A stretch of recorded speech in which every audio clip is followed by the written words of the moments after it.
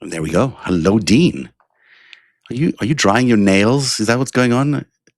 Can you hear me? Can you hear me? I think you can. You can't hear me. Can you hear me? Dean, you can't hear me. I can't hear you. You died. Come back. So that's what happens every once in a while. Dean Blundell of FIVESTACK fame is saying this and that, and I guess we're waiting for him because we still can't hear him. Oh, he's counting us down. One now. I don't know what he's doing. You're on live. If you don't know that, Dean, I'm going to take you off the screen so you can pick your nose delicately. And then you're not on. I can't hear you. I can't hear you. Yep. Ellie, you can't hear me either, right? Hi, Ellie. No, I can hear me there. Hi, how's it going? Good to see you again. Ellie Leonard, of course, of the Panicked Writer. We'll wait for Dean to come back because we cannot hear you, Dean, which is not the way we like to start a show, but it happens. Welcome to the FIVESTACK, everybody. It's so good to have you here. We've got 5 big stories. The reason Ellie's here, and hopefully Lev Parnas will join us as well. Let me just take sure he knows that he's got to reconnect. Maybe he's back. Let me see. The rock and roll of live TV. Are you there, sir? Still nothing. Nothing. Can't hear you. No audio. You got to reconnect. He loves this. Good mime. The reason you're here, Ellie, is because there's been so much news going on about Michael Cohen, about Jeffrey Epstein. It's just a non-stop story, and you've got so much information about that. So we're looking forward to hearing from you about that. And here he is again. I'm going to cough while we can do this. Is he back? Hello. Welcome to the FIVESTACK, everybody. My name's Dean. That is Ellie. Yay! You know what's fucking hilarious is that, pardon my language, welcome. Hi, Ellie. Nice to see you, dear. Hi. Zev. Nice to see you, dear. Nice to see you, dear. Nice to see you, love. He's my Substack live boyfriend. I was just talking to Lev. He just called me and he's like, when are we going? I'm like, right now. And then we started to kind of chat and he didn't know we were actually live while he called. And so I'm on the phone with Lev and I'm on the live with you, but I just hung up with Lev. He's on his way in. Welcome to the FIVESTACK, everybody. Lev called me at the eye doctor this morning, so I was chatting with him while I was at the eye doctor. It's surreal, isn't it? When Lev Parnas calls you. Yeah, I was like, all right. We all talk to him all the time. It's kind of amazing how involved he is with so many things. And then, the phone rings and Lev calls. You got to talk to him. You got to pick it up. You got to talk. The guy's got things to say. Listen, I'll tell you something. Not only is it funny, like several months ago when we started doing this, my phone would ring and, I'd be sitting there and my partner would go, Lev Parnas is calling you? And I go, yeah. With that look in her face? She's like, oh my God, seriously? You know him? I go, yeah, I work with him. She's like, oh my God, are you serious? And I'm like, yeah, totally. But he is so dogged. Right? Like he's on a fucking mission. That's why he calls people. He's like, we got to do this. We got to do that. Like there is nothing performative about this guy. He is on a mission to fucking bring democracy back. He's on a mission to hold people's feet to the fire. And I surely think that that's where we're going with our first story in the FIVESTACK, if I'm not mistaken. We're going in various directions in the first story of this, and I don't want to. Ellie's here, so maybe we should talk about the Epstein Cohen thing first, but we should also wait for Lev. So let me talk about Greenland first, which was actually number 4 story, but it just happened. It's breaking news right now. The foreign minister of Greenland and the foreign minister of Denmark were just in a meeting with our foreign minister, our foreign secretary, Marco Rubio, and J.D. Vance, and all about Greenland, about whether they can acquire Greenland, whether America can acquire Greenland. The meeting was a bit of a diplomatic snooze, really, because they agreed to have a stalemate. They'll talk again in a few weeks. They'll have high-level meetings, but they didn't really agree to either sell the country, nor did they agree to allow any sort of takeover of the country militarily. So this is not great news for the White House, which likes to see things getting done, but it is good news for the rest of us. It means NATO still exists. It means we're not at war, and it means that the allies haven't started feuding with each other, which is, I like that. I like the not war part. For me, that's good news. Yeah. Very low bar. Yeah. No war. All right. Can I ask you something? Ellie, you're a mother, right? You're a parent? Yep. Mm-hmm. How many kids do you have? 4.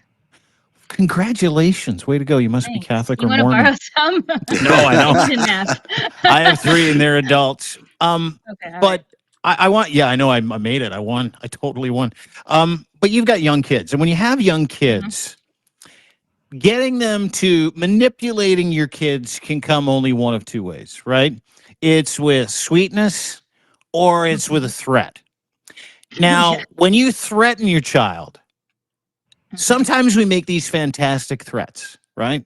Because we're devoid of anything else in the moment, right? Like where you can't critically think, you can't go, okay, now how do I play my kid? How do I get him to do what I want to do? And you're just fed up, and you just because you don't have the intellectual horsepower to be able to, manipulate your child into doing something that you want them to do that's good for them, or that you want them to do just because you want them to do it. Hey, Lev. And Hey so, guys. and Hey, so you have to shift a little bit to get back into the screen there, but go I ahead. look, Sorry. I look at Greenland this way, and I want everybody's thoughts. I happen to believe, and I'm of this opinion, that Donald Trump, Venezuela aside, because he did it, that it's almost like when you, as a parent, you say to your kid, if you don't stop doing that, I'm going to break your arm. Well, you're never Mm. going to fucking break your kid's arm. Like, you're just never going to do it. And over time, your kids go, yeah, they're not breaking my arm. There's no way. And they get smarter. If you don't do that, I'm going to drive you into the woods and leave you there. If you keep doing that with your eyes, you're going to fucking stay that way. Like that kind of stuff, Yeah. right? Mhm. And pretty soon, all the kids start to go, fuck, mom, dad, they're a fraud. They're not doing any of that Yeah, shit. they're not gonna do it. Yeah. And I sort of feel, if I can, and maybe Lev, you can pump in here a little bit.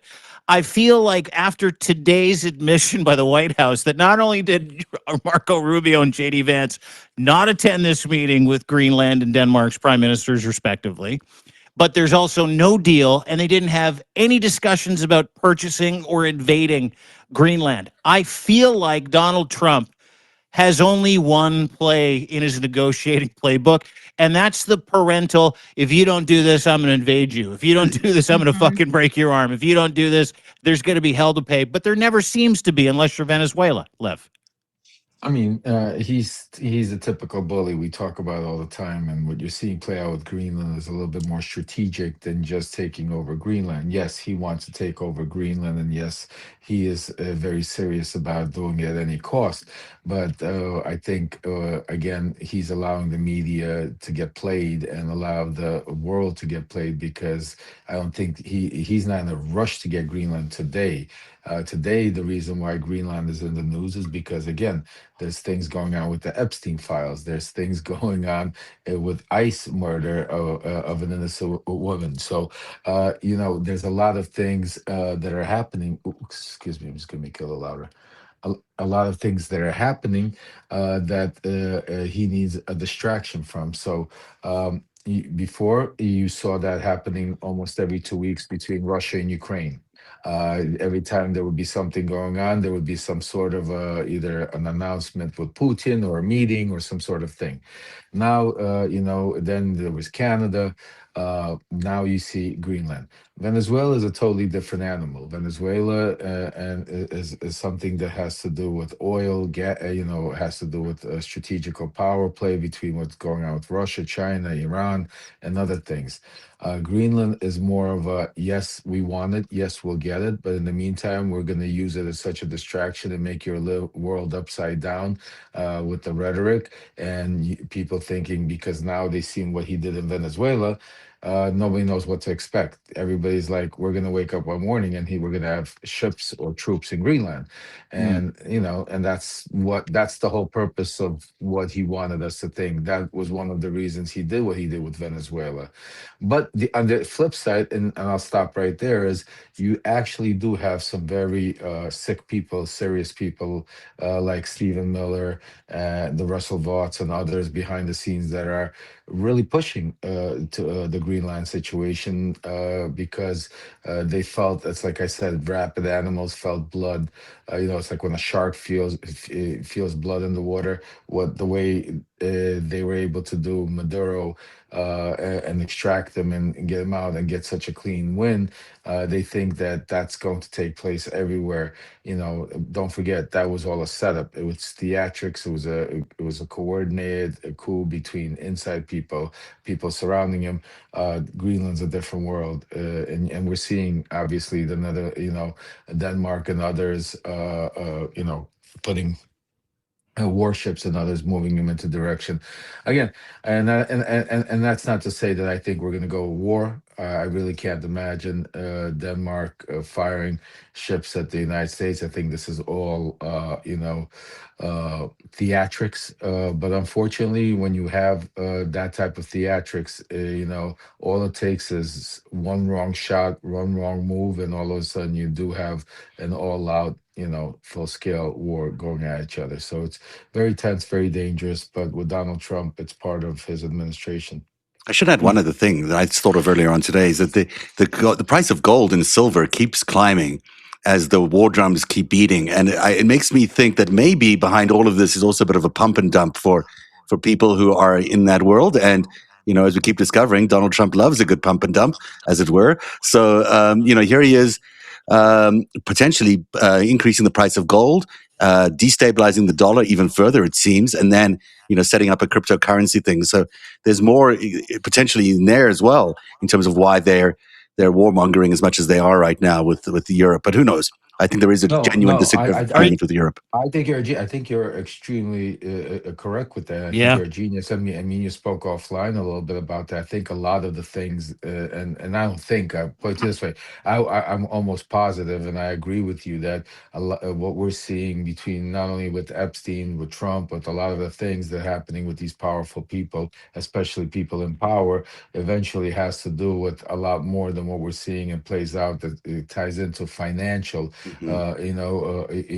Destruction where they're making money. We've seen it happen when Donald Trump did it with the stock market by announcing tariffs and literally telling people to go buy stock before he makes the announcement. It had the stock go up. We've seen the same thing Donald Trump do with the crypto market by launching his stuff, making it, now it's worthless, and then going out doing that. So doing the same thing with gold, silver, it wouldn't amaze me. And I think I agree with you that there's a much bigger financial play behind it. And I agree with you. I think Congress needs to look into not only what they're looking at now, like what's happening with crypto and everything, but they need to look into some of the stuff you've been reporting on that connects the dots, having to go back to a lot of these players that in the Epstein era. The problem with that, Zev, that I've been thinking about is a lot of the people, even in Congress, go way back into that era also. And a lot of them might be complicit. Or look the other way. You know what I'm saying to you? Like what's happening with Michael Cohen right now, with a lot of people, they're going to have to make decisions. Yeah. So you know what I'm saying? Yeah, there's a lot of people around him in Congress that have a stank on them that's been in a closet for a long period of time too. Yeah, it was Barack Obama who had to deal with the 2008 crisis. It was his administration which landed up bailing out everybody. So you could find reason to criticize him for some of that. But was this if you're the victim of a crime, you're the unsuspecting victim of a crime, you take steps to recover, you're still the victim of that crime. I just think it all needs to come out. The more we look at this, the more we investigate what Michael Cohen may have known in that period of time. And I've been working on this all day. He's involved or would have witnessed a lot of interesting things over those 11 years, especially the 11 years where he and Felix Sater coincided.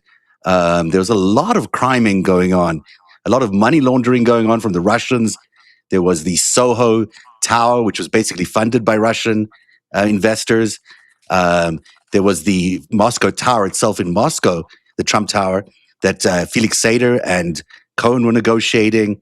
And it goes on and on and on. I mean, and the Soho property, there was actually from Kazakhstan, there was a criminal investigation that the money was taken from Kazakhstan. Felix Sater invested, and Ivanka was involved in that investigation because there's a lot. You're 100% right. There's a lot more to what Michael Cohen's talking about. In fact, both the kids were being investigated, and they had to be. And the I don't remember who the DA was at the time, but he was bought off by Trump for $25,000 for his next campaign, and that's why they didn't get charges for what they were doing in Soho. So there's a lot of history, a ton of history there, and we should circle back a little bit into what Ellie was able to bring to the forefront through her team the other day, in terms of this new email that showed up, because I think that's critical for everybody to understand that this email suggests that Michael Cohen had an arrangement or attempted to create an arrangement with the Southern District of New York that he was going to offer information about Donald Trump and Jeffrey Epstein in exchange for a lighter sentence. That's basically the upshot of this email. I'll pull it up in a second here. But, Ellie, do you want to talk a little bit more about the genesis of this? And I'm really interested in hearing more from Lev about what the implications are for this. Yeah, so, the files are big. There are many of them, and there's only so many people and so much time to dig through them. So I've been really talking to anybody who's a Substack subscriber, that everyone is capable of digging through these files on whatever level and whatever time you have available. And so when we got this last dump just before Christmas, I immediately downloaded it to a Dropbox just so that nothing more could be redacted or removed. And I have just been sharing the link with anybody that wants a copy of the files, and people have been just piecing it out. Anybody who has any skill, who has no skills, as long as you can read and think, you can dig through these files. And so many of the people who are on my Substack list have been digging through these files, and people have brought some pretty interesting stuff. And one of those things was this email from Michael Cohen. A woman brought it to me the other day. She said, I don't know if this is something, but I thought you should see it. I asked her if she wanted her name, linked to it. So she got credit for finding it. And she said, no, thank you. But it was pretty damning. I sent it off to Zev and I said, hey, you might want to take a look at this. And then he saw it, sent me a little fire emoji, and off we went.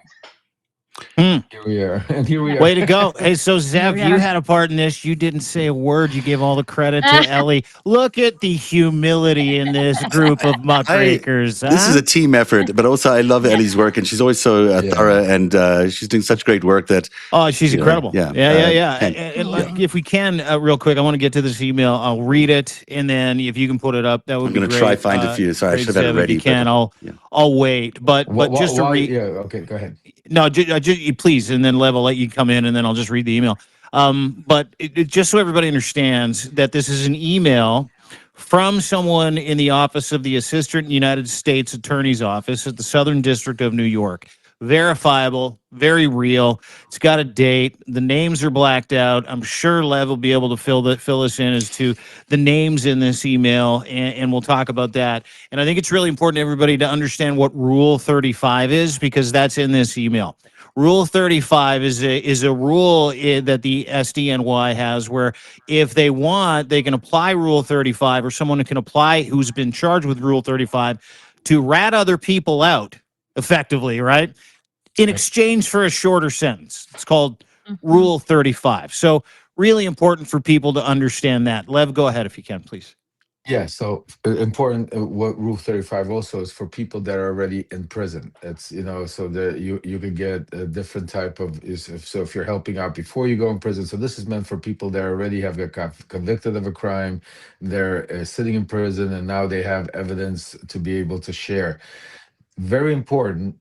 The evidence and information that you would have to share would have to be so extreme. So, literally have to bring convictions, major cases, to be able to, for them to then write a letter to the judge under Rule 35 saying that you were a major help, cooperating with the case. And then the judge could either, depending on what the prosecutors recommend, could either get you out of prison, depending on your sentence, lower your sentence, or whatever. It's basically up to the judge, but the prosecutors write this letter under Rule 35 saying you helped. So what happened here, and again, incredible work by Ellie and her subscribers and her followers and Zeb to find this information, because we knew it existed. And I have to be honest with you, I knew it existed, and I couldn't talk about it because a lot of the stuff that has to do with Michael Cohen also went through my own personal case. I've seen certain things that are still under seal that I can't even talk about because of that. So, but after Tara Palmieri had her, outing with Michael Cohen, and then when we had Zeva and Ellie and Waj and Dean, and then Michael Cohen had that In whole the blow world's up. most uncomfortable Substack live. Yeah. It I was, thought that was lovely. it was lovely. I mean, and after all those blow ups and everything, I understood that there he's hiding something really big, and Yeah. we've been working on it. I've been speaking because this is only one part of it, folks.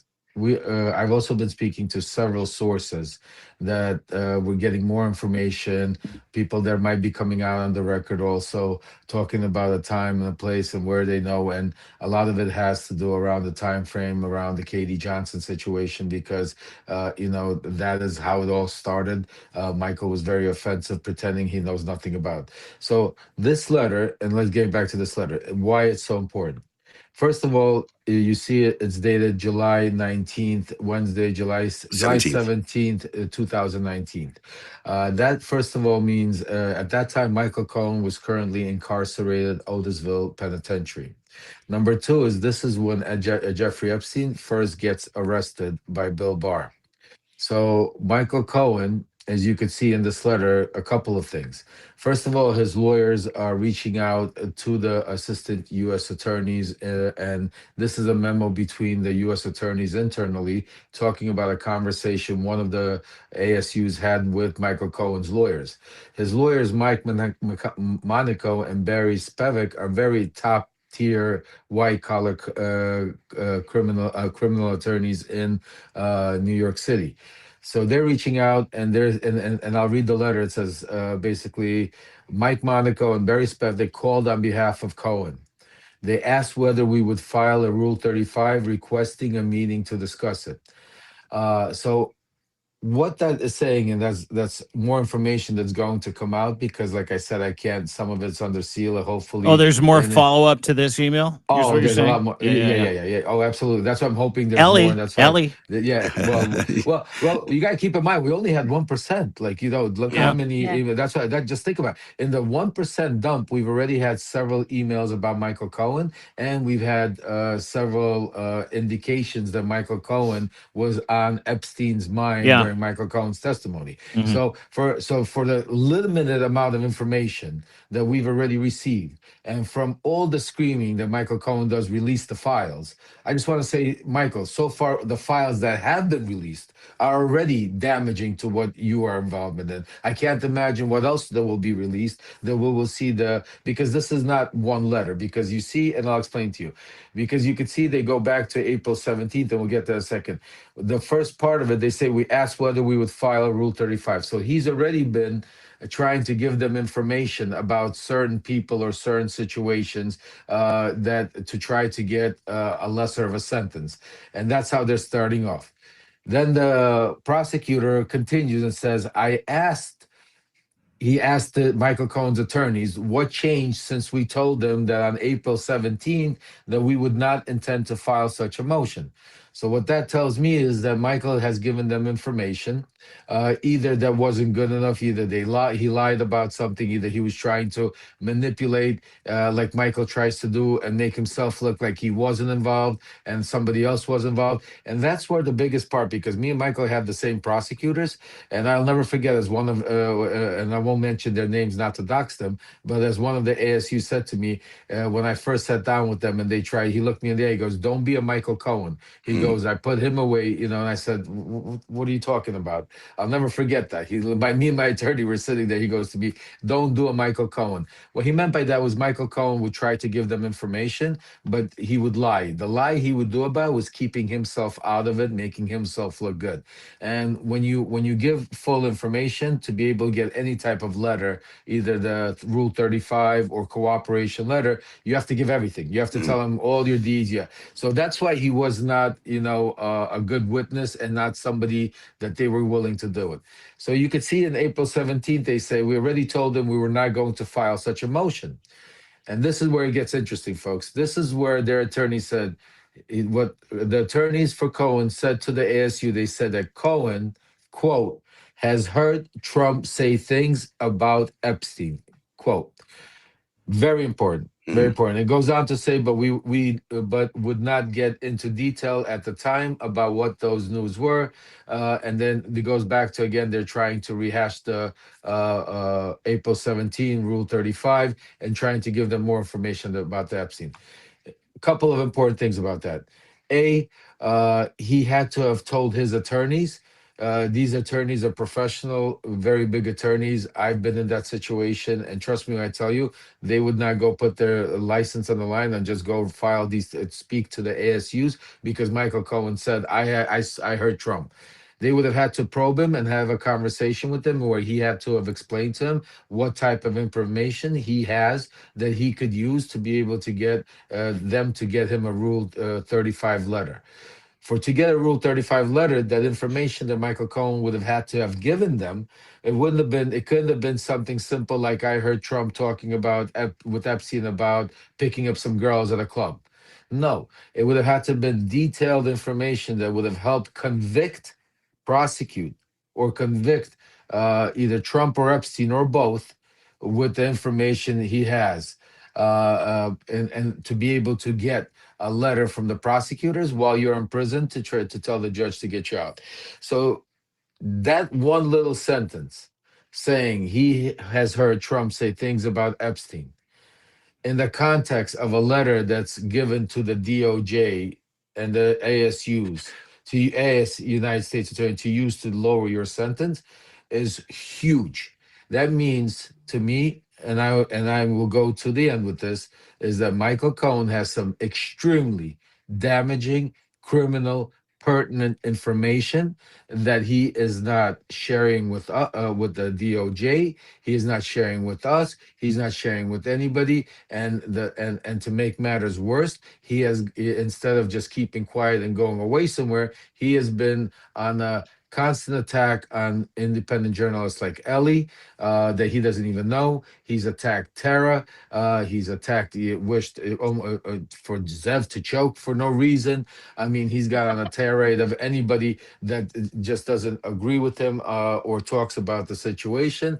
But the worst case scenario, folks, what pisses me off more than anything is that he goes every day on these Substacks in our community, destroys by coming around saying, we're here to build a community, we're here to build a family. What I want is everybody to release the Epstein files. Release the Epstein files. If he says release the Epstein files one more time, I want to smack him in his face because we're releasing the Epstein files. They're being released, Michael. And in the Epstein files, one of them says that Epstein was talking about you, not about Trump, but talking about you. So for Epstein to talk about you to a congresswoman while she's questioning you, yes, you tried to divert attention towards her by saying she is in touch with Epstein. But the reason why you were diverting attention is because Epstein was talking about things he knew about you. The only way he would know things about you, Michael, is if he knew you or he would have a relationship with you. He's not, I don't think Epstein's hiring private investigators to find out about Michael Cohen. Well, I think he knows a lot, yeah. Look, also Michael Cohen, if you remember, had a taping system in his office, and he recorded every conversation that went on in his office.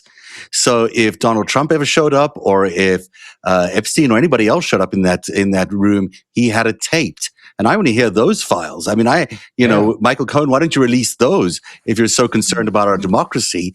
I'd like to hear what you have on those files, which might indicate whether this president was involved in any criminal activity or any connection, really, with Epstein.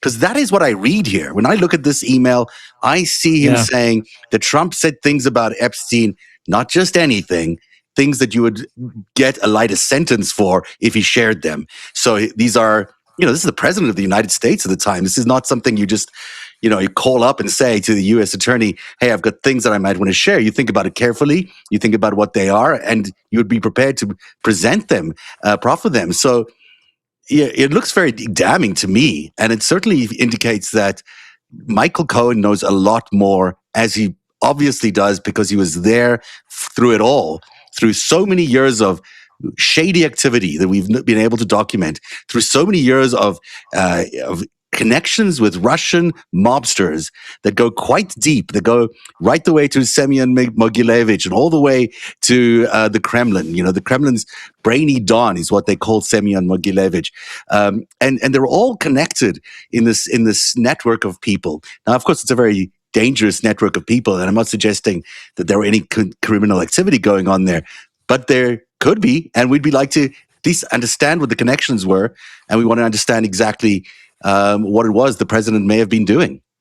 Ellie, you had something you Absolutely. wanted to say, right? Yeah, Yeah, I just had a please. question. Wasn't Cohen released early? I mean, it was during COVID, but didn't he get out earlier than his sentence was anyway and get That's right. home I released think to so. house arrest? Yeah. Would that have had anything to do with this?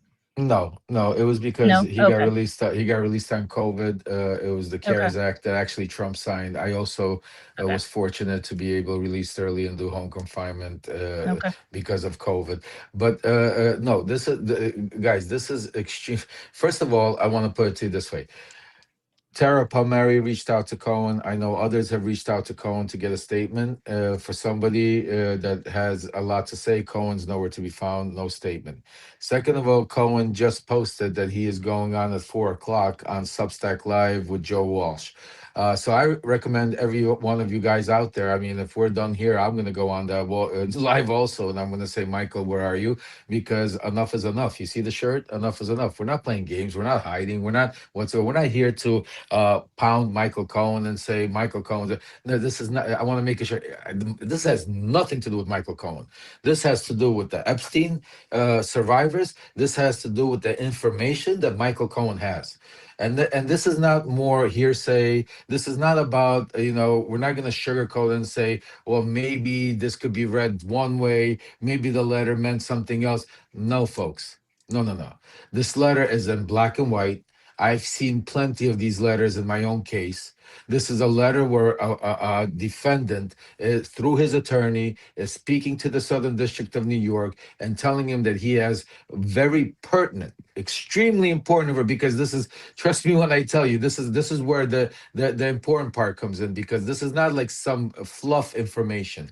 Pertinent information to be able to have them write a letter to the judge to be able to get him released out of prison earlier. So it has to be some really, really damaging information about either Epstein, either about Trump, or about both of them, because that's who he names in the thing. And the fact that he's not telling us, the fact that he sits there and talks about that, release the files, the fact that he talks about that, these people are under subpoena, he goes on these shows and he acts so righteous and he asks for these donations and people to subscribe and argues with all of these other people. That pisses me off. That pisses me off, because we are here really to save our democracy.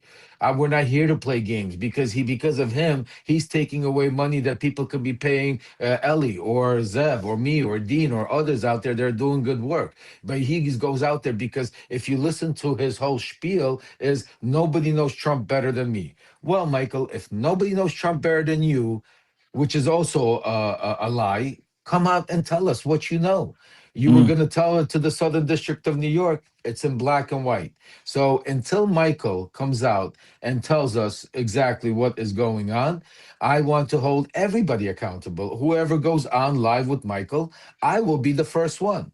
Join me in joining those lives, and I will be in the message box saying bullshit. Come out and tell the truth. And if somebody wants to cover for him, you know what? It's the same. You know what, folks? It's the same thing as covering for Epstein. What the It hell is is. the difference? What the hell is it? He's literally right now, Michael Cohen is covering up for Epstein and Trump.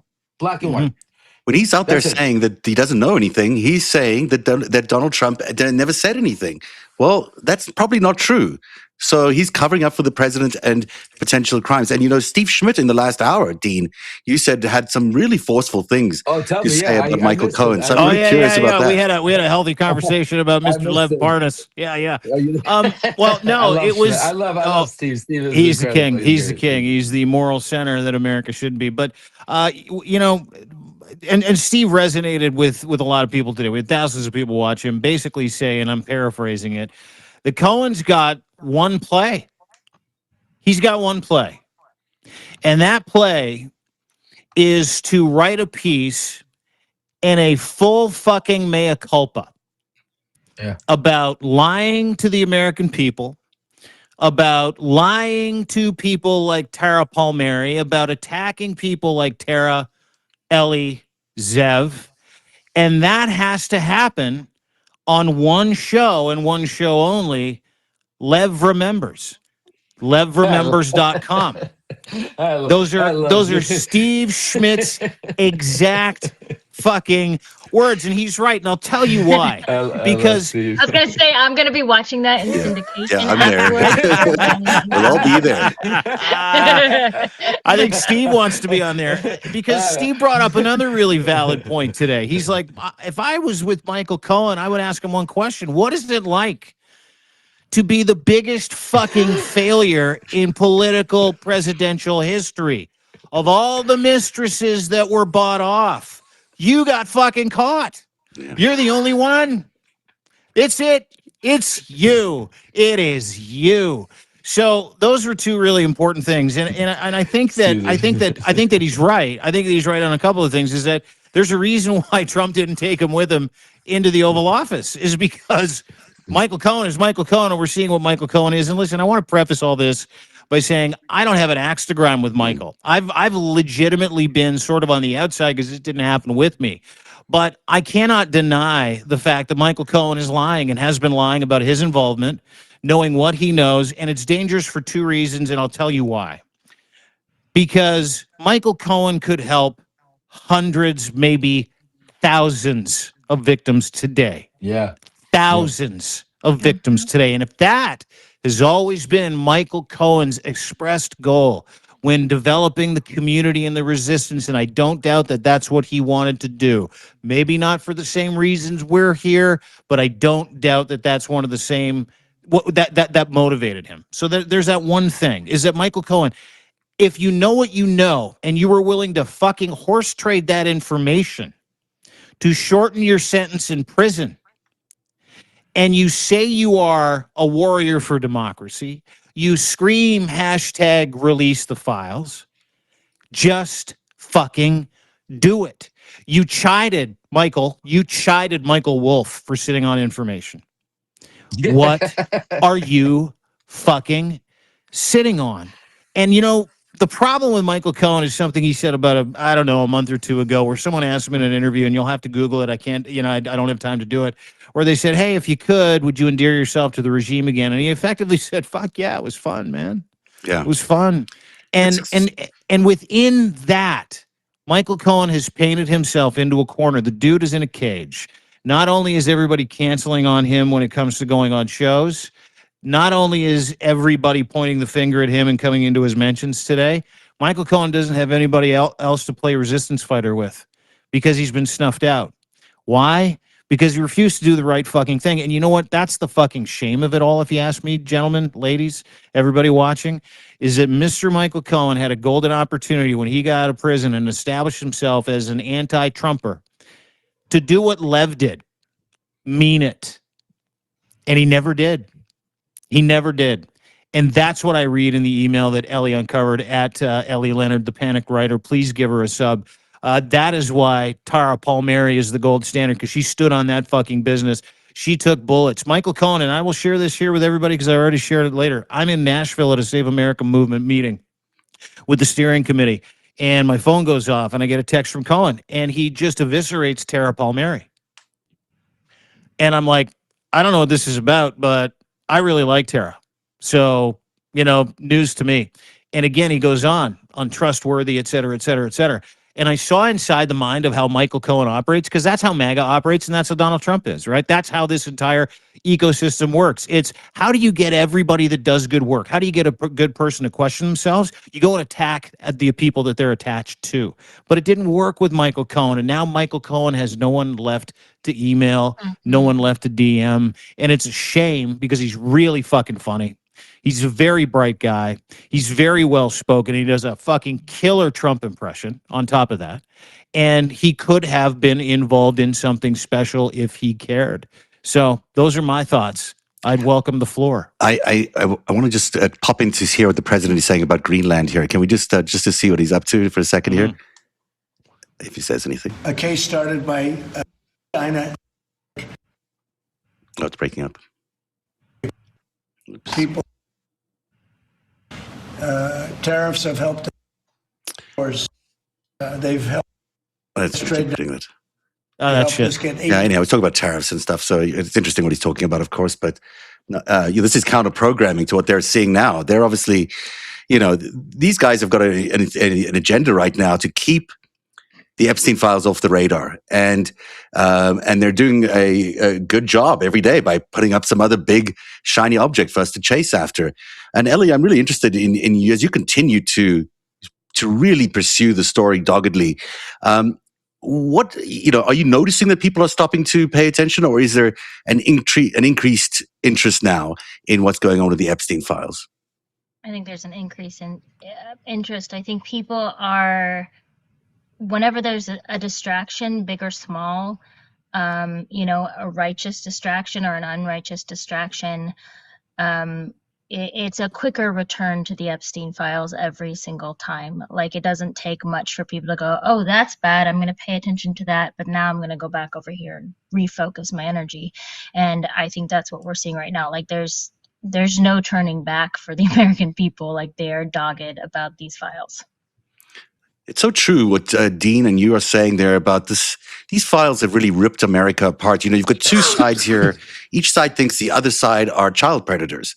This is the thing that's divided America. Is Democrats believe Republicans are child predators, and the reverse is true too. So we have to resolve this. And Michael Cohen, back to what you were saying, Dean, it's so crucial that this man who has this information, who has an opportunity to share something of value with the American people that could really unite to the country. At the end of the day, we're not talking about something that will divide the country. We're talking about something that will unite to the country, that will resolve issues, is not doing that. And, everybody, I think 99% of this country wants to see those files released and this issue resolved. And he's not doing that. I have a question for Lev about that, actually. You talked to Michael. You haven't in a long time. Obviously, you've decided to be on the right side of history, advocate for victims, truth, transparency, and shit. What are you hearing, like, about him? Like, you're friends with him. Like, what are you hearing that... Has he talked to anybody? Does he have a plan? Is he just going to continually run this up the fucking flagpole, no matter how fucking guilty he clearly is of lying? Lev, can you hear us? I think we lost Lev. Oh, dear. All right. Because that's the question I have. Yeah. Listen, not to tell tales out of school, and everybody knows that we all have, you and I have talked to Michael Cohen several times, right? I've had Cohen on the show. You've had Cohen on your show. We've had Cohen on our show. We communicated with him. I've shared a couple of FaceTimes and phone calls with him, texts with him. And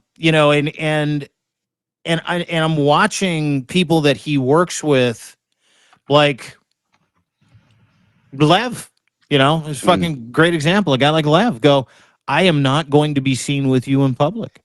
I am not going to work with you anymore. Yeah. I am not going to talk to you anymore. This is a guy that he fucking went to prison with, Lev. Like, have you talked to Cohen at all?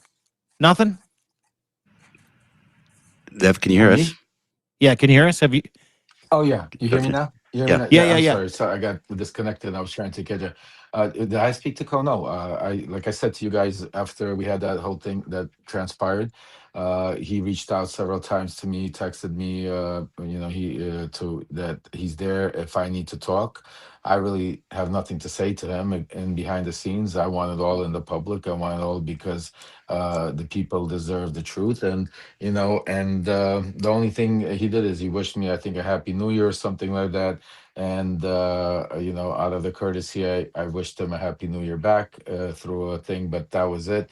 And I want to say very clearly, I know a lot of people are trying to be politically correct here and say, and I know, Dean, you also are trying to say, I have nothing against Michael Cohen. You know what? Maybe that would be true a couple of days ago or a week ago or a month ago, but today I have issues with Michael Cohen. I have major issues with that, and I'm not going to sugarcoat it. And my issue is he's been lying to the people. He's been lying to me. He's been lying to the world. Has he lied to you privately about this? Absolutely. I mean, I've told him, I've had conversation with him prior to this coming out. Prior Yeah. to this coming out, when this whole thing with Zev blew up, I came to him and I said, "Dude, why don't you go on with Tara Palmieri and Zev and Ellie and everybody and prove, this is what I would do." I mean, when me and Ellie and Waj went live a couple of days afterwards and discussed it. I said, because Waj said, "Listen, it's a bad look." And I said, "I agree with you 100%." And that's when I made my decision. I said, I can't continue being associated with somebody that can't, go out there and face the truth. Instead, is looking for it to just die out. And it really bothered me. And I told Michael, I said, "Michael, I'm not going to defend you, because at that point I didn't have a smoking gun, so I wasn't going to accuse him of something." I Yeah. told him I felt that he's hiding it, and I told him I'm not going to go out there and defend him in front of you. And he said that he understood, and that's where we left it. Later on, obviously, you guys saw what happened right before New Year's when he tried to whitewash himself by trying to use my son Midas and others to be able to keep pushing, release the Epstein files. And it is what it is. I know some of you guys are saying, let's move on. And also some of you guys are saying, send me an email. I'm not going to put out the name because I'm not here to dox people, but this is the vice president, senior Democrats communications, North Carolina senior Democrats. Okay. Bottom line, Cohen is on our side, and we need more people like Cohen to support our efforts to preserve our democracy. You know what? I want to throw up in your face, dude. Dude, woman, whoever that is. That's just disgusting. You know what I'm saying? And for people that don't want to be a part of this and do not care about the Epstein files, getting to the bottom of it, think it's boring, think that this is, we're trying to attack Michael Cohen and move on. Move on to what? What do you want to move on to? We're here to try to get the truth to the Epstein files. We're trying to get to the bottom and get some sort of a resolution. Michael Cohen has been lying to all of you, all of us. A lot of you are paying You're paying to him. You're subscribing to him for him to lie to you, to come out every day, say to you to release the Epstein files. Well, the Epstein files are being released, and right now we have incredible journalists like Ellie that has found the smoking gun, folks. This is it. I mean, where is Michael Cohen? Let Michael Cohen come out here, and then we could move on. Until then, there is nothing moving on, because today Michael Cohen still goes on with people like the Midas Touch, people like Joe Walsh, people like Ron Flipolansky and others, and Popik and all of these people that are not aware what's going on. And then it's going to become, and you think it's going to help our democracy when this thing turns into a shit show, and the mega is going to use it against all of us and turn the right. This is what you think move on. No, moving on is getting to the bottom of it. Moving on is making sure that Michael Cohen either confesses, comes true, or he has to then go on to do something else. Because I'm not going to allow him to continue sitting here talking about how he wants to protect the victims and the survivors, how he wants to save our democracy, how he knows Donald Trump better than anybody. And here he is not talking about the number one thing that could save our democracy, that could stop these bombings in Venezuela, that could stop Trump going after Greenland, could stop everything, is just for Michael Cohen to come out and tell maybe the truth that might be the smoking gun that Rokana and the others need to go out there right now and stop this craziness. Dave, I've got So to just, that, sorry, go ahead. yeah, Go ahead. I'm sorry. No, No, no, no, no. I after just want to Khalid endorse does. what you're saying. Yeah, Just Yeah. keep yeah, going, go keep ahead. going. Because Yeah. Yeah. Yeah, I, because sometimes people, like, they send emails like, don't right now, this is not. I don't understand. I really don't understand. It's sickening to me that people could defend anybody. Then it's the same thing. If you're defending right now Michael Cohen, you're defending Epstein, you're defending Trump, and you're defending Pam Bondi. You're defending the all cabal that are occurring. Because what makes Michael Cohen different than Donald Trump, Pam Bondi, or any of them? They're covering it up. Michael Cohen's covering up. The letter is right there. You saw it in black and white. This is the DOJ put it out there. This is not something that I wrote. It's not something. This is real serious stuff. This is not a joke, folks. That we need answers to this. What does Michael know about the Epstein and Michael Cohen stuff? If you don't want to know, that means I don't want you to subscribe to me. I'm sorry. I rather it's nothing personal, but go subscribe to Michael Cohen and enjoy yourself. Have a great day. Over here, that's why I wear this T-shirt every single day, folks. Every single day. And I'm going to wear it until we get them out. Enough is enough. Enough with the bullshit, covering up. What's the point? Everybody says, let's save our democracy. And then all of a sudden, same thing with Bill Clinton and everybody else. I don't care about Bill Clinton. I don't care about Michael Cohen. I don't care about these people that are playing games. They're trying to do it. I care about one thing and one thing only, is to get Donald Trump out of office so we could get some sort of a democracy back, where we could get back to disagreeing, agreeing, and having some sort of rule of law. Right now, we live in an authoritarian country, folks, Mhm. and we're losing our rights every single day. We could wake up any day right now where all of a sudden he puts the insurrection law and we lose all our rights. Yeah. So that's what I'm saying to you. Wake up already. Enough. This ain't a joke. It's not a game. People have to be responsible and accountable. Michael Cohen, we're not talking about some reality show. This is the Epstein files, folks. This is a letter from the DOJ saying that Michael Cohen has information about Epstein and Donald Trump. And you're going to tell me to move on? You're going to tell me that leave him alone because we need to save our democracy? I recommend don't even talk to me or call me, because I will unleash on wrath on you like you're not even ready for. That's my Yeah, and last I time. think Next you time will. I will. Next time I will Because what are we? expose you. So don't send me the emails. Don't text me, because I will expose you. What are we Don't meant to do it. move on? Move on from I what? You know? well, I don't yeah, know. because this is the whole fucking Yeah. ballgame. It is the fucking Epstein files. It Mhm. is the Epstein files. And I just want to pose a question, and anybody can answer it. Now, this is from the DOJ, but it's also from the Trump DOJ, but it also, incriminates Trump. So it's probably fairly authentic. But is there a chance that after that email, Michael Cohen did go and meet with the district attorney and indeed did lie about the information he had, and Michael Cohen doesn't know anything about Jeffrey Epstein and he was just lying? That he was lying to the U.S. I'm just attorney? playing. You know how I feel. I No, fucking think he knows a absolutely. lot. That's It's a great point. We will find it. Then it will be in the Epstein, because, like I said, Yeah. there's going to be more. That was not, just so you understand, that was just one communication, and yeah. also that is a communication internal. So there's also communication that the ASU did while he was talking on the phone with Michael's attorneys.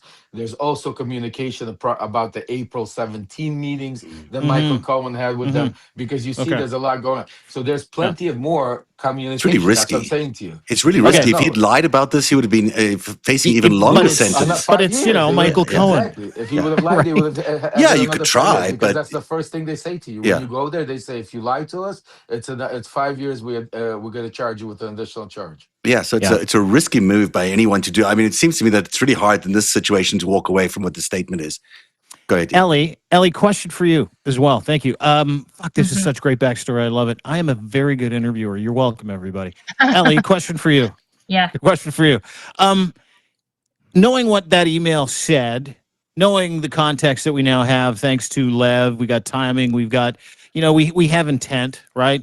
Are there other emails that you have read in your voluminous scraping of the Epstein files so far that you can go, oh, that makes this email make more sense, or that makes this witness or this thing that I read, or, are there other assets that you can point to in your journey, which has been fucking incredible? And thank you for doing it. It's such a service to survivors and the media and people that just want the truth, no matter what you believe. Can you kind of walk me through that, if any of this kind of jogged your memory about other stuff in the Epstein files where Michael Cohen seems to not be telling the truth? I think, Cohen has been his so far, and granted, like, I am not even through the last file number. I've gone through such a minimal percentage of this Well, what have you been entire. doing? I know, right? Lots But of like, lives. the last year of Epstein's life was basically all of 2018. He knew he was under surveillance, and during that time, he was speaking with Steve Bannon all day, every day, he was very focused on Michael Cohen's trial. He was talking about it. He was sending links about it. He was asking questions about it. At the time, granted, I don't know Michael Cohen. I come into this not knowing anybody. Nobody knows me. It's very helpful for me, thankfully. But going into this, my assumption was he was watching Michael Cohen's trial in consideration what he thought could happen to him. But he was paying very, very close attention to that trial the entire time.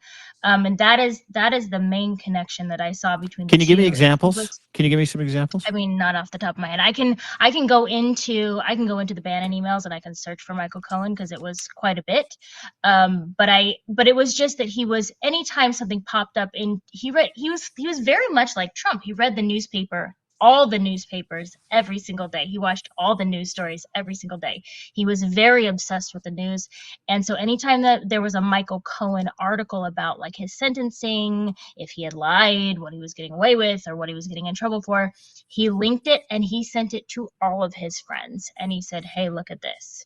Or Here's one of sometimes he them. didn't say anything. Here's one of them. You can take a Yeah, go look. ahead. There's you can't see the whole email here. It's a little cut off.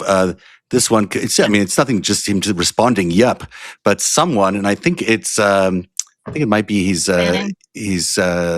accountant that sent this, and it's it sends this: Michael Cohen sentenced to 3 years in prison following the plea that implicated Trump, and he says, "Yep."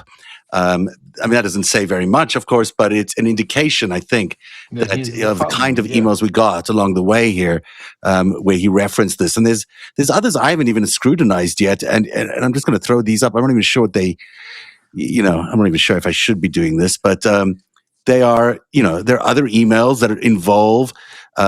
This is Woody Allen. This is the same kind of conversation they had about the Michael Cohen testimony, and I'll pull this up in greater detail later on. You talked to Woody Sure. Allen about Michael Cohen's testimony? It appears that that's who the Woody is, that they're talking about doing an interview in order to resuscitate Jeffrey Epstein's reputation, and that Woody was going to direct that, which I thought could only mean Woody Allen, but of course it could be other people. There's one other Woody, but I don't think he applied into this. Yeah, I think the other one is a football owner or something like that. But there's, this is a longer conversation that also includes some Michael Cohen in it, and I won't waste our time here looking for it, but I will post it later. It speaks to the obsession, crosses Yeah. multiple topics, right? And Michael Cohen seems to be in all the emails, Ellie, to your point. Yeah, so he says, in talking with Steve Bannon, he goes, Jeffrey Epstein says Cohen's arrest is bad, and Steve Bannon says end of days, and then Jeffrey Epstein says Avenatti, who's the other lawyer, Deco of Trump moves front and center, civil, so no hiding, and now with the Cohen plea, wow. Yeah, so he was talking about Cohen quite a bit. And the reason they're talking about Cohen quite a bit is because Cohen is Trump. I mean, Cohen is part of this, at least an awareness of this network. He would know all the things that Trump did for all these years. Yeah, he seemed to be really like Epstein. I got the impression in some of the conversations he had about Cohen in some of these exchanges that he seemed to be pretty stressed out, or seemed to think that this was going to be bad for more than him and more than Donald Trump, if I'm not mistaken. I mean, I think that's true. I think if you look at Epstein's connections to the network, you look at Trump's connections to the network, there's the same network. It could expose a lot of people. And remember, that's what Trump has always been saying. He says the release of the Epstein files is going to hurt my friends. It's going to hurt my good friends, whatever he calls them. Yes, they would hurt your good friends. So they are. We should take it live. But it is something that would hurt his friends. His friends happen to maybe be involved in criminal activity. And that's what Epstein would have been worried about, because we know of his criminal activities. And you would have to extend that goes to other people too. It's natural that this should be investigated, and it wasn't. And that's the other piece of it is, we're still sitting on only 1% of the files. The other 99% potentially implicate other people. Yes. And that's the whole thing, and that's the crazy part. I mean, just think about, we've only gotten 1%, and that 1%, look already how much Michael Cohen conversation is. And listen, you might have a lot of different conversation, but the one smoking gun there right now that is black and white, there's no other way to interpret it, that says that Michael Cohen has information. What that information is, only Michael Cohen knows, and his lawyers know. So the fact that he's not talking and telling us he's saying he knows zero. Do you see, that's the problem. It's not like he's saying, listen, I know that Michael, I've seen Epstein and Trump, let's say, on a boat. And that's all I know. And that's the information I was going to tell them. That would be one thing. But he's been adamant, insulting, calling people, saying he knows nothing, like literally to the fact like he doesn't even know who Epstein is. Yeah. To that degree. And now, he's saying that he had information. It's interesting, folks. Actually, right now, I just got a notification. Michael is live Yeah. with Joe Walsh. Just think about it. He has not responded to Tara Palmieri. He's not responded to anybody out here, but he business like usual, ignoring it. I'm curious to see what he's possibly could be talking about Joe Walsh, if he's even addressing the situation. And All the people in the comments are asking him too, so it could be very It's good that they're asking. We I'm going to see should if I put can the pull it up. comments up. You should. Do we have the ability just to put the You just see comments? Michael, just I see think his we. comments. I'm They're going to see if I can. complain. Actually, I'm going to see if I can do it. There's another email, by the way. This is from Richard Kahn to Jeffrey Epstein, just informing him about the raid on his office, which would have triggered concern, I'm sure, around all those tapes that he had. Why? Why is he so interested in this as a high priority, high importance email? That there was a raid on Michael Cohen's office. That would be significant. I'm going to try to get this tape up, but in the meantime, just. Well, he was Trump's because lawyer and fixer. Yeah. Is it bad, guys? Just a quick, straw poll. Is it a bad thing if we get the chat from Michael Cohen? They're all saying, "Can you please explain Rule 35, Michael?"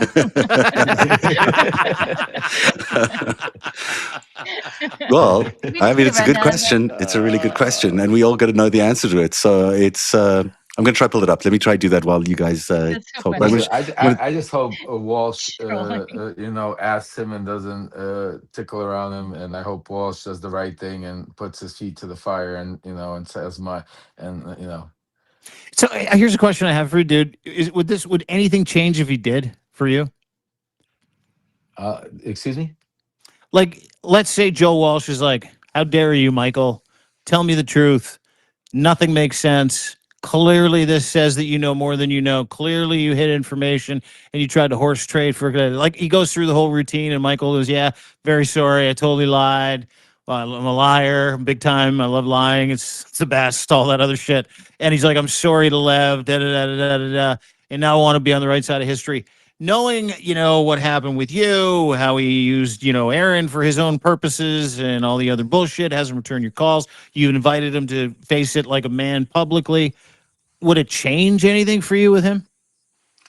I mean, I don't think I don't think anything could change already with me and Michael after watching, because I mean, to watch to what degree and he's been hiding, and covering up for the Epstein files. It's the same thing as saying, would it change for you? Would you forgive Trump or Epstein or any of these if they said I'm sorry? No, it's not going to change. The only thing that would change is he could live with himself peacefully, and people could have less anger and look at him and say you did the right thing, and maybe with time forgive him for all of that, because he could be a hero. He could come out right now and if just put it this way, to be able to come out and have information that would be relevant to a criminal investigation dealing with Trump and Epstein, I think Michael could do a big service for this country, which Yeah. I could look the other way. It doesn't mean we would be friends. It doesn't mean tell people, that what's it called? I would go and break bread or do shows with them, but I would definitely, stick up and say, that's the right thing to do and support him on that mission. Just like, look at Marjorie Taylor Greene, perfect example. Marjorie Taylor Greene is not somebody that I'm going to ever support on anything she does, except for the Epstein files. It's what's happening, because even that she's trying to use to be able to her advantage. She's not a good person. Michael Cohen has showed me that he's not a good person.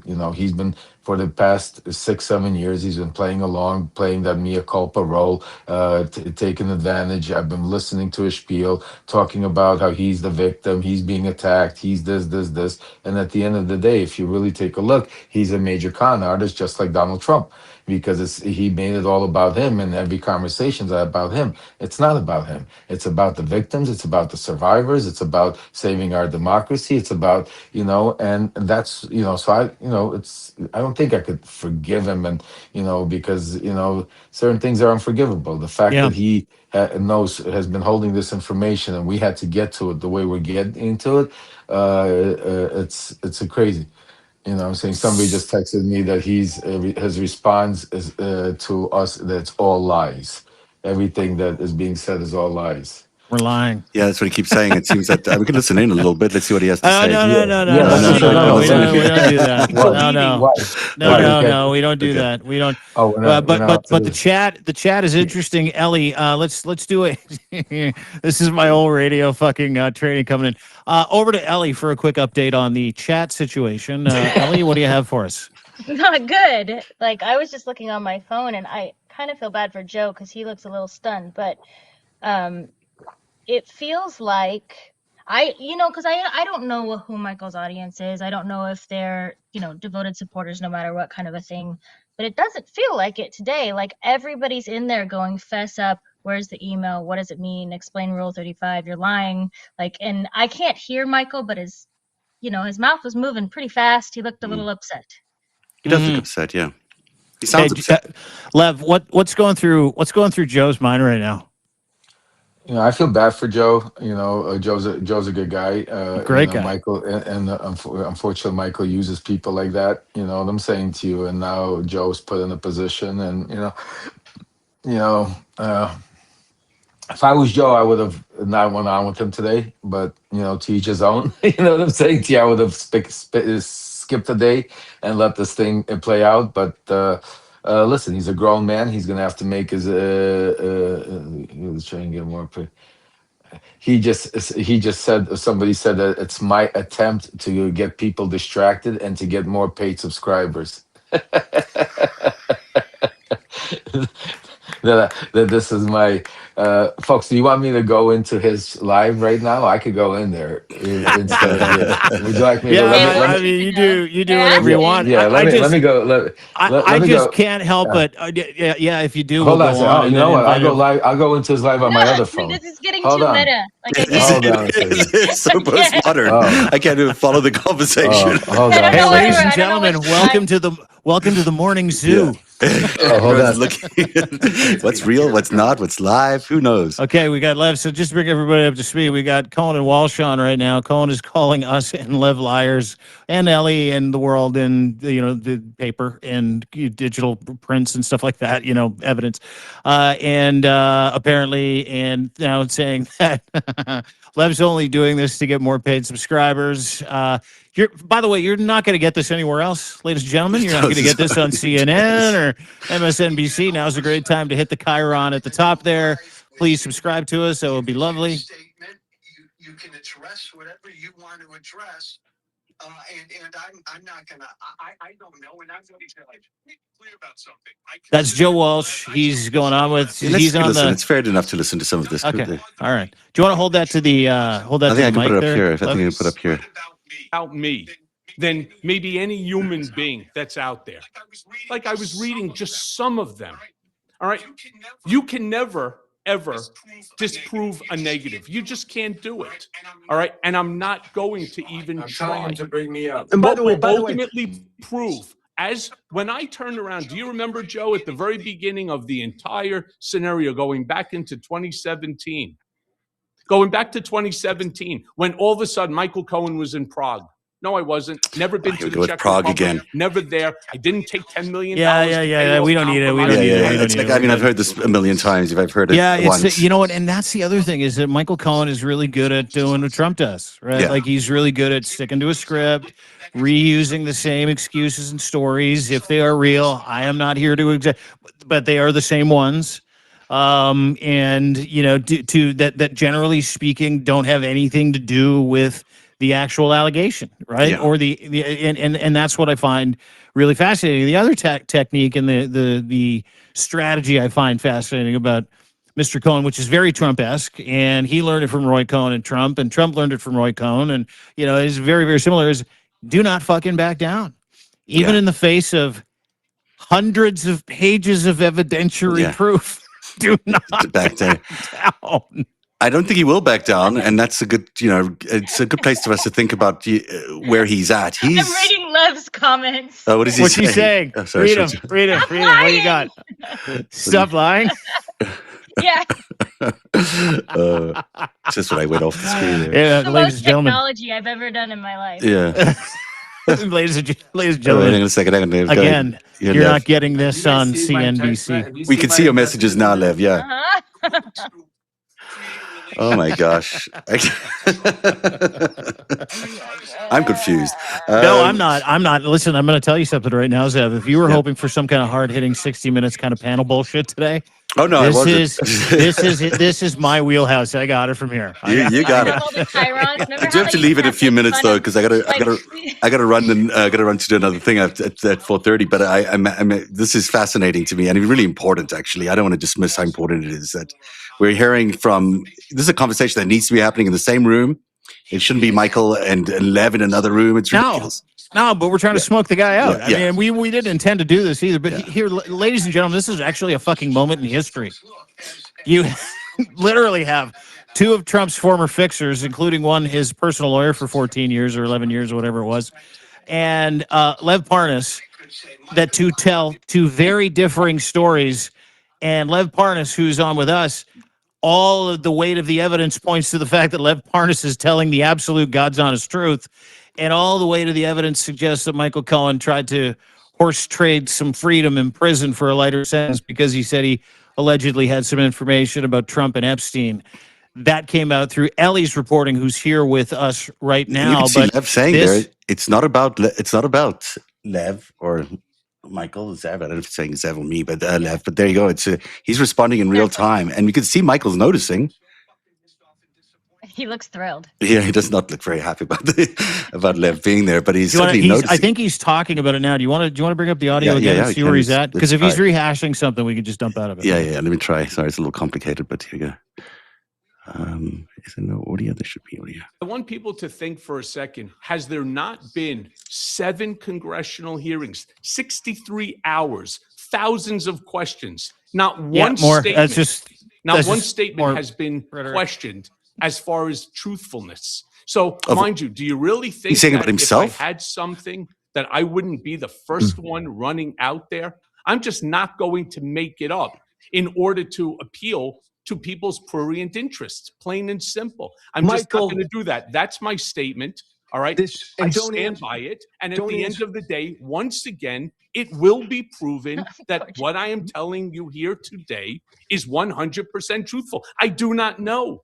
I do not know. Other than what I've already acknowledged, which is I received a complaint, which was in the name of a Jane Doe, a minor, by and through her mother Jane Doe.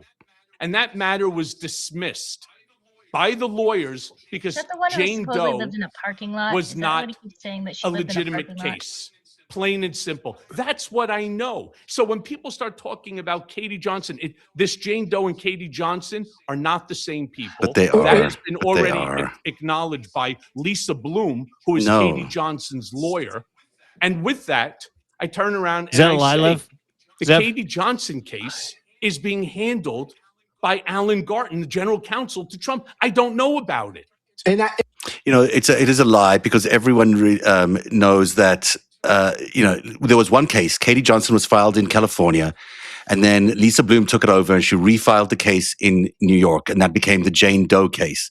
Same case, exactly the same case. There was no other case that we're aware of. It would be big news if there was another case involving Epstein and Trump and an underage girl. We would all have heard about it. We didn't hear about it because there was only one case. It's the Katie Johnson case.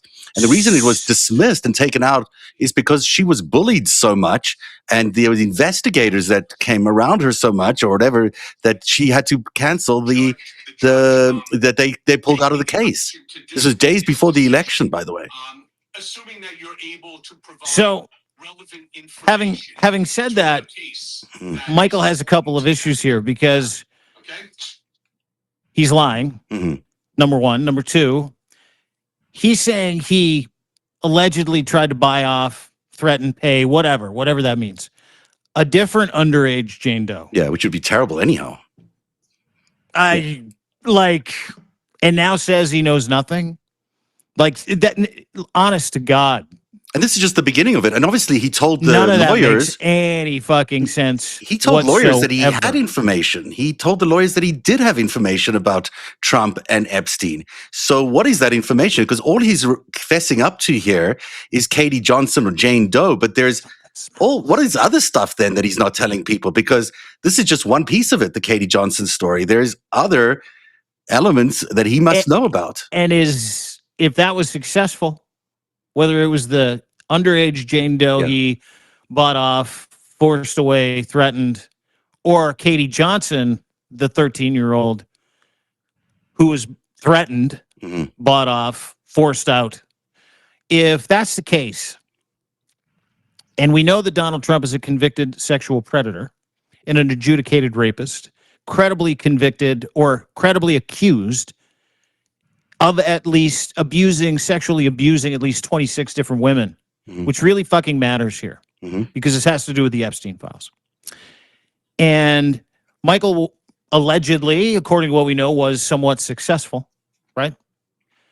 In how many other people, women, children, families, did Michael Cohen have to do this for aside from this? Because it's like mice. Well, we know that Stormy Daniels was his thing that he had to deal with. Yeah, Stormy Daniels, he admits to it. Yeah, there was the other woman in that Stormy Daniels case. His name escapes me right now. That he did that with her Karen too. McDougal? Yeah, Karen McDougal. He handled that for Trump too. Is it likely he handled Katie Johnson? Also, very likely. Look, the thing about Katie Johnson is Jeffrey Epstein and Donald Trump were accused of raping Katie Johnson together. This is what that story really is. That's a very significant thing to be, in terms of what we're dealing with right now. The connection between those two. Katie Johnson is the one woman, man, oh man, it's funny because of the rape. Yeah, and Ellie just put in like literally sexual accusations against Donald Trump, all the credible ones. Is that correct? Yep, 31. 31. Sorry, not 26. Okay. My bad. 31. She put that in the chat. Everybody, please go into the chat. You can go and open that and have a look. This now opens up, unfortunately for Mr. Cohen, a litany of other questions. Just this post that Ellie just put up in the chat. I'll tell you one other thing that's really interesting is Jeffrey Epstein, when he found out about the allegations against him and Donald Trump from Katie Johnson, the first person he sent an email to alerting them about this case was Tom Barrack, who at the time was the head of the finance committee, of the fundraising committee for Donald Trump's election campaign. It was basically his right-hand man during the election campaign in terms of fundraising. Yeah. So that is, that was the first person he texted right away to say, hey, this is an issue. He called it nuts. I think it was what he called it. He called it nuts, the case. But regardless, he then kept a really close track of every single detail about that case through his attorney, and so did Tom Barrack. It's remarkable to me that he texted him right away. That's how close that relationship really was. And even though he might have been close with Donald Trump, as it reportedly wasn't close to Donald Trump anymore, but nevertheless, he was close to Barrack, and they was able to contact Barrack about that case. I think it's just, there's so much overlapping smoke here that it's hard to say otherwise. Very good. You should text Steve. Tara and Steve are doing a live right now. Yeah. I think we should hand off and say go and jump on with Tara and Steve, because that'll be an hour's worth of Schadenfreude. Yeah. And thanks everybody for joining us. Hey, Lev, can you turn that down a little bit for us, bud? Just a little bit. Lev, can you turn it down? I'll turn it down. Yeah, just mute it. Yeah. But I want to thank everybody for joining us for the 5-stack today, even though it was kind of a 1, maybe 2, possibly a 3-stack. And say thank you to Ellie for the incredible journalism and the dogged determination, the panicked writer. Well done. Subscribers, they helped out with us quite a bit. Yeah, I'm sure they did. Thank you, you've got your own beautiful community there. Real quick, any pushback? Have you had anybody come after you for that? Oh no, like everybody's really excited. People like the Easter eggs. Like people like it when something pops up that, we've had a million people say, oh, we've already gone through the entire files, we didn't find this or we didn't see this, and then you find something that nobody talked about and they go, hold on, and it just makes everybody just like come alive again and get very excited and go, oh yeah, we are doing something, oh yeah, there is progress here. So I think I haven't had any pushback. I may after this live that's going on, we'll see. Okay, good. Ellie Leonard, the Panicked Writer, please go and give her a subscription. Hit the chyron at the top, and you will be subscribed to Miss Ellie Leonard. Do it right now. Don't walk, run. She is the greatest. Thanks, Ellie. Really appreciate it. Thanks, guys. Thanks to Lev, who is on standby right now. Lev, I don't know if you could hear us. Maybe give us a wave if you can. Hello? No, He can hear us, I think, but I think he might be roast in the chat. FaceTime Can you hear with us? my dad. Yeah, probably. He's busy in the chat with the Cohen Walsh thing.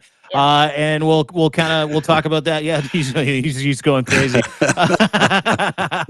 And thanks to my friend Zev Shalev for hosting this narrative.org. That is where you will find him. The Greatest High series. Excellent job. Go Sorry, ahead, I can't Tom. hear you. Lev. Talks when he's asked questions. Say What's that? again? What? I can't hear you guys right now. Yeah, I know. That's okay. That's okay. But so we're just wrapping up, dude. It's all good. But tell us what you have there, and tell us where we can find you. Oh, at narrative.org, narrativ.org. That's where we have The Greatest Heist, and everyone should read The Greatest Heist because it really is about the intersection of Donald Trump and Jeffrey Epstein and their criminal network. So it's really worth your time. Chapter 8 coming out this weekend.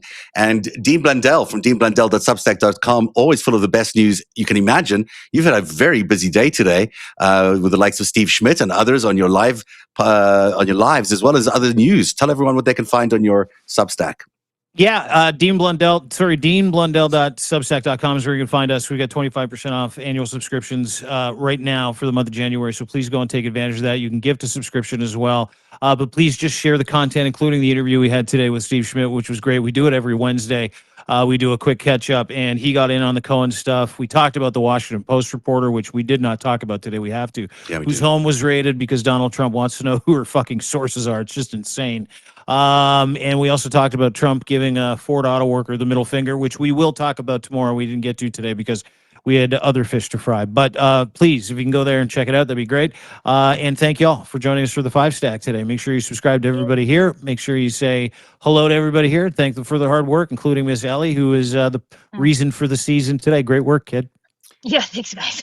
Okay. Lev Parnas Thanks, is doing a everybody. terrific job and great, Oh, yeah. great Yeah, advocating for everybody, Lev. So thanks so much for your Yes, time, he although he's is. not paying any attention to us. Yeah. Nevertheless, thank you. And have a great night, everybody. We'll be back tomorrow with Good another night. edition. Bye-bye.